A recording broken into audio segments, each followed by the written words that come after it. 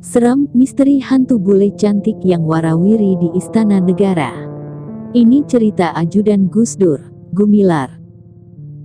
Kompleks Istana Kepresidenan di Jakarta sepintas tak memberikan kesan seram selain kemegahan. Bangunan Istana Merdeka dan Istana Negara dengan tiang-tiang penyangga yang kokoh tampak begitu mentereng. Kalau melihat tampilan Istana Negara dan Istana Merdeka di televisi, lewat media massa ataupun jika kebetulan lewat di depannya, tak sedikit pun membuat bulu kuduk berdiri.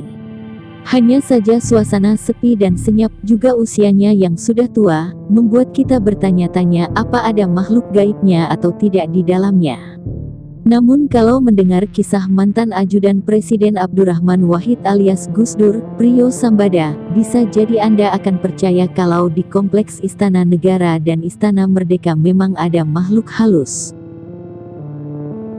Bahkan dari paparannya, menurut Priyo di Kompleks Istana Negara ada mitos hantu bule cantik yang warawiri. Kisah horor ajudan Gus Dur di Istana Kepresidenan, Priyo mengisahkan pengalamannya bertemu hantu bule cantik. Saya semula tak ambil pusing tentang cerita-cerita horor yang terjadi di sekitar istana, kata Priyo memulai ceritanya. Namun pendapat itu berubah setelah ia mengalami sendiri pengalaman horor di istana. Sebelum zaman Presiden Gus Dur, sehabis bekerja ia selalu pulang ke rumahnya di Bekasi. Dua presiden yang dilayaninya, Soeharto dan B.J. Habibie tidak tinggal di istana melainkan di kediaman masing-masing. Akan tetapi, setelah presidennya Gus Dur ia terpaksa pindah ke Wisma Negara yang terletak di antara bangunan Istana Negara dan Istana Merdeka. Jarak dari rumahnya di Bekasi ke istana terlalu jauh, sehingga makan waktu. Padahal kebiasaan Gus Dur tidur larut dan berolahraga setelah sholat subuh. Maka, Priyo mulailah menempati bangunan 6 lantai yang disebut Wisma Negara. Di bangunan tua itu tidak banyak yang tinggal, kamar-kamarnya banyak yang dibiarkan kosong. Namun kebersihan selalu terpelihara, karena setiap hari office boy selalu membersihkannya. Hingga sekian puluh tahun bangunan itu dibiarkan kosong, hanya aula yang terkadang dipakai. Demikian juga dengan Istana Merdeka, tidak pernah dipakai oleh presiden setelah Soekarno. Baru saat Gus Dur jadi presiden, istana itu ditinggali. Namanya bangunan tua yang lama kosong dan melalui banyak episode kehidupan tentu meninggalkan energi atau jejak, kata Priyo. Maka tak heran banyak cerita dan mitos bertebaran di sekitar istana. Misalnya saja di Istana Merdeka dan Istana Negara ada hantu lelaki bule warawiri sambil merokok. Lalu di Pohon Buni konon ada perempuan berbaju putih suka bergelantungan, sambil cekikikan atau terkadang menangis.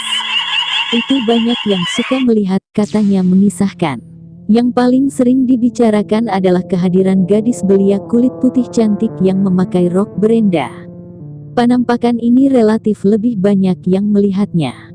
Dari cerita beberapa orang, ciri-ciri yang disebutkan sama, katanya.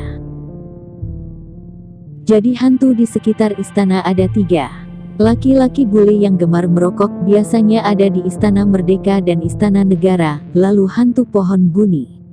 Yang ketiga noni cantik bergaun renda. Gadis ini lebih banyak bergerak karena ada di mana-mana, bisa di dalam istana bisa juga di luar istana. Hantu yang tersenyum. Suatu hari, Priyo memulai kisah horornya, ia baru saja beres bekerja melayani keperluan Gus Dur. Jam menunjukkan pukul 3 pagi. Priyo yang sudah sangat capek bermaksud pulang. Sendiri berjalan kaki menuju Wisma Negara, sempat merasa agak tak nyaman tatkala melewati Pohon Buni. Saya tak berani menoleh ke arah pohon, saya terus berjalan sambil berdoa meski ada perasaan tak nyaman. Aman pohon terlewati, katanya sambil sesekali bilang, ia merinding. Sampailah ia di Wisma Negara, gedung 6 lantai yang hanya dihuni 1-2 orang saja. Merinding juga karena senyap, sepi, hampa. Pokoknya vibes-nya gak enak, ungkapnya. Bau gedung lama, agak apek menerpa hidungnya. Sampai sekarang saya masih merasakan baunya, ungkapnya. Nunggu lift masih terasa tidak enak, lalu dipencetlah angka 3, lantai kamarnya. Suara lift zaman dulu kayak erangan orang. Perasaan saya ada yang ngikutin, ujarnya. Celakanya, lift tak berhenti di lantai 3, tapi terus melaju ke atas. Saya pijit lagi angka 3 beberapa, tapi lift tetap naik. Saya pasrah, jangan-jangan dibawa ke lantai 6 aula yang sering terjadi penampakan seperti yang orang ceritakan. Bahkan OB pun tak berani sendiri kalau membersihkan piano dan gamelan yang katanya suka bunyi sendiri. Katanya melanjutkan kisah pengalaman horornya. Dan benar, lift berhenti di lantai 6, pintunya terbuka begitu saja. Prio sejenak tertegun melihat ruangan aula yang gelap gulita, hanya ada kilasan sinar dari lampu lift. Ia lalu membiasakan matanya dalam gelap melihat sekeliling ruangan dari dalam lift. Tatapannya tertuju pada meja bundar di sebelah kiri lift. "Duh, saya merinding nih," katanya. Pemandangan aneh terlihat di meja tersebut, duduk seorang wanita membelakanginya sambil tertelungkup menangis. Ia mengenakan gaun berwarna terang dan berenda, bagus sekali. Rambut pirangnya digelung agak tinggi. Ia menangis, sepertinya sedih sekali, kisahnya. Prio panik berusaha memencet angka 3 di lift tapi tak bisa. "Saya takut yang akan terjadi kemudian," katanya. Namun lift tak bisa diajak kompromi, tetap terbuka. Memaksa Prio terpaku memandang perempuan itu. Tak lama kemudian perempuan bule itu menoleh, dan dia melempar senyum pada Prio. "Seingat saya, dia menoleh tidak dengan badannya. Dia usap air matanya. Cantik sekali, tipikal kulit putih Eropa," jelasnya. Kata Prio, tak ada kesan seram karena sang noni bule itu tersenyum. Setelah senyum itu, sepersekian detik lift tertutup dan berhenti di lantai 3. "Saya gak akan lupa wajah cantik yang menyimpan kesedihan itu," tutur Prio.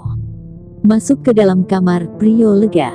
Ia lega karena sang hantu tersenyum, artinya mereka mungkin tak merasa ada gangguan.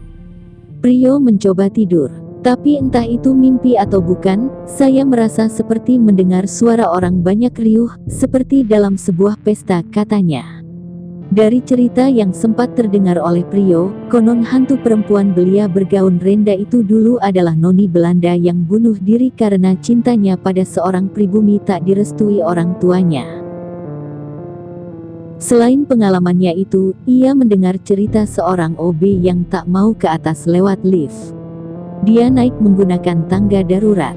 Namun pada saat tangannya berpegangan ke pinggiran tangga, tiba-tiba ia memegang rambut yang panjang. Karuan saja OB itu lari terbirit-birit tanpa mengetahui rambut siapakah itu.